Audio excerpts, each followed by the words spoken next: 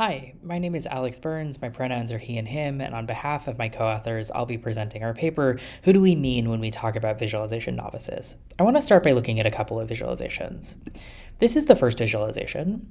Here we have some Vega code, and embedded into the code are some visualizations of variables over time. This is the second visualization. So this is a visualization of the different roles that instruments have in a Mozart piece over time.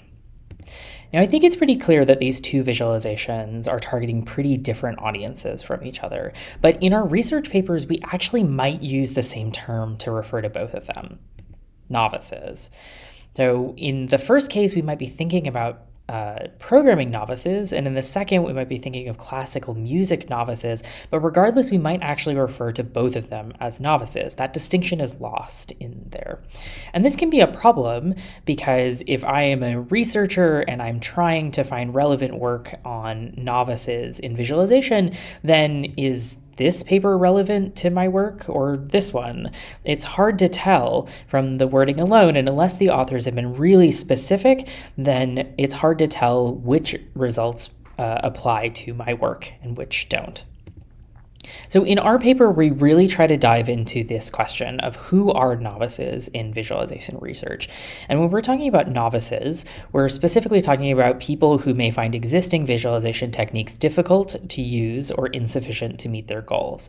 Now, we're using the word novice, but we're really encompassing novices, non-experts, the general public, and laypeople. So the central research question of our paper is, who are visualization novices in theory and in practice?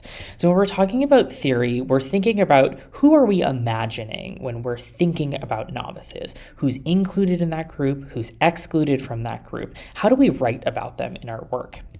And in practice, we're talking about participants. So when it comes time to do a human subject study, who do we recruit to represent a novice? Who are novices then? So we conducted a survey of different papers to do this. So we surveyed all of the papers that had been published in Chi, InfoViz, Believe, Vast, TVCG, Euroviz, or Viz in any year of any of those publications. And we selected the papers that used one or more of the following terms in their title or abstract: novice, non-expert, general public, or layperson. From those papers, we selected only those that were about visualization research. This largely excluded a couple of papers from TVCG that were about VR or AR. And so this resulted in a total of 79 papers.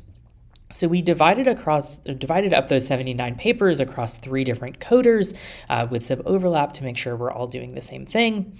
And we collected data in different areas. So in theory, we collected data about the descriptions of novices: who's described as being included inside of novices, who's excluded, and how precise is that definition of the group.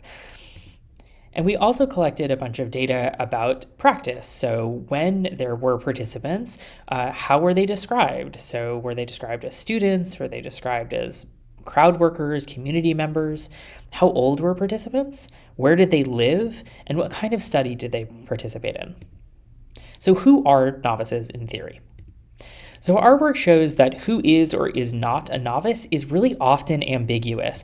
So we found that of the 79 papers in our study, only 15 provided an explicit definition of at least one of the terms they used. So for example, we have this one: all of our participants were novice Vega users, i.e. were unfamiliar with Vega. Instead, we find that authors often use examples as a way to describe their group without defining it explicitly. So, for example, this is one of: since novice users of visualization systems lack the knowledge and expertise in data visualization. This is a description, but it doesn't make it clear whether the only requirements of a novice user are that they lack knowledge and expertise in data visualization. We also found that authors often provided counterexamples, either alongside or instead of examples. And these are descriptions of people who are not in the group, usually. So for example, this is one where music lovers are being contrasted against the general public in order to describe who the general public is.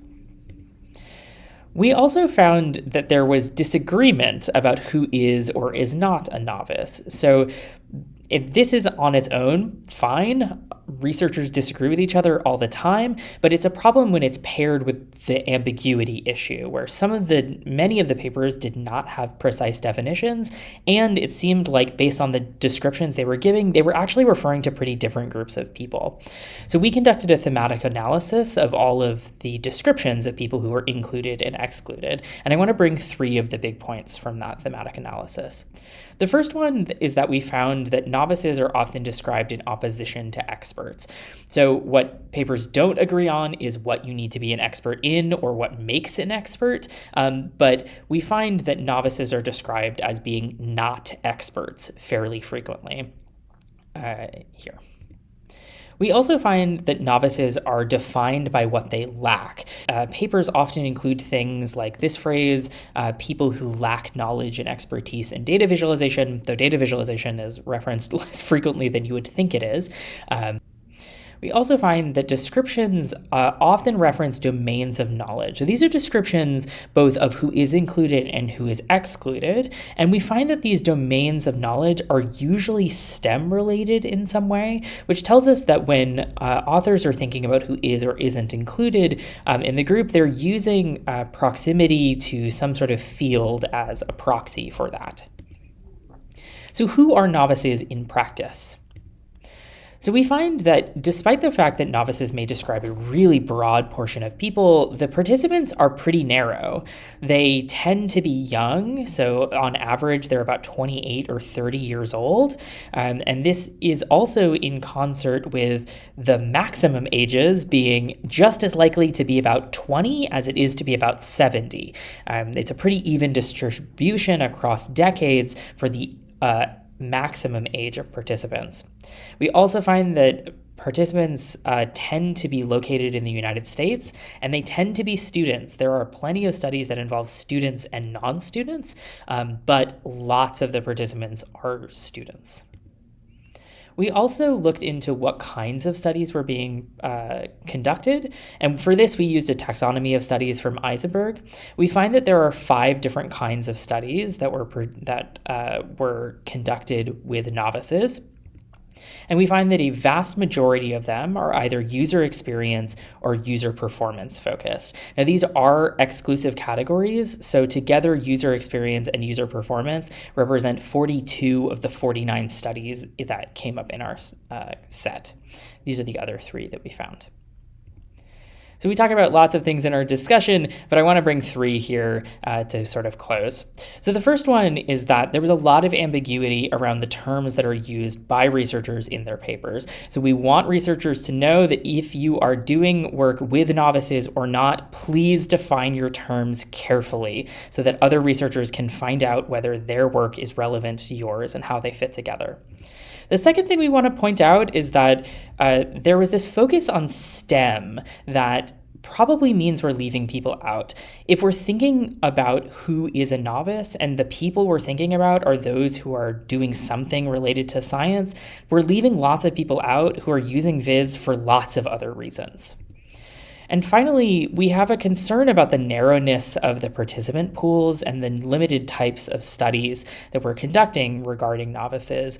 And this could mean that we're misunderstanding the needs and practices of a large portion of the people who use visualizations.